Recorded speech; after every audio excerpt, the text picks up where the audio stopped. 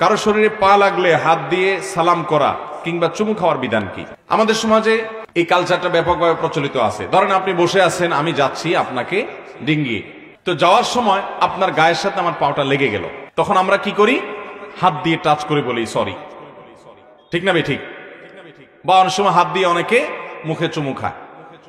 এই কাজটা জায়েজ আছে কিনা? এটার উত্তর হলো, প্রথমত আমাদের সবাইকে জানতে হবে যে কোনো মানুষকে অপমান করা জায়েজ না জায়েজ?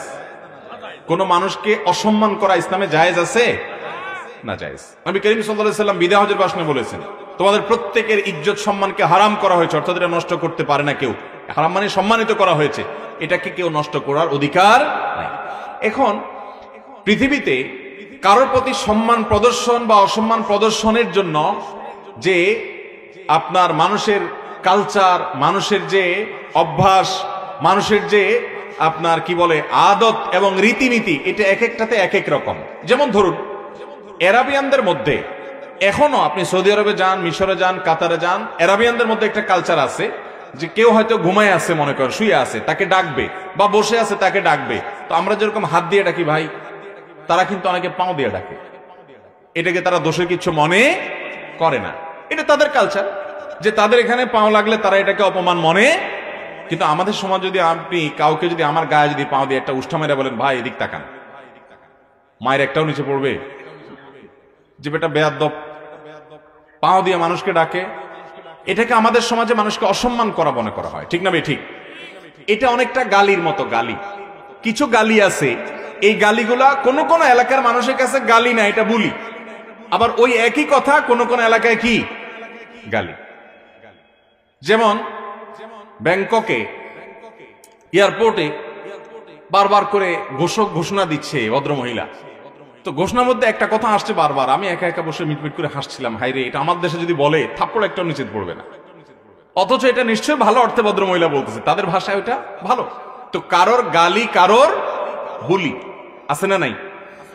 এখন যেখানে গালি হিসাবে যে অনেক এক্সাম্পল আছে, আমি উপমাগুলো দিব না, এই খারাপ শব্দগুলো আমি উচ্চারণ করতে চাই না। আপনারা জানেন আমাদের দেশে অনেক জায়গায় অনেক শব্দ আছে, এই শব্দটা সবাই খুব বলেন, অহরহ বলেন, মূল্যবান সম্পদ এটার নাম, কিন্তু একই শব্দ অন্য এলাকা বললে মায়ের একটাও নিচে পড়বে না, আছে না নাই? শব্দের কথা আমি আর বললাম না।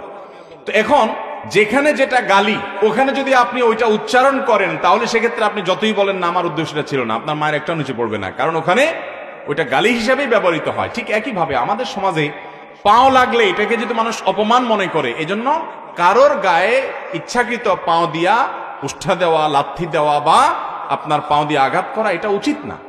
কিন্তু যদি অনিচ্ছাকৃতভাবে লেগে যায়, তাহলে ভদ্রলোক মনে করতে পারে লোকটা আমাকে অপমান করলো, সেজন্য তার গায়ে হাত দিয়ে ইঙ্গিতে বোঝানো হয় যে আসলে এটা ভুলে হয়েছে।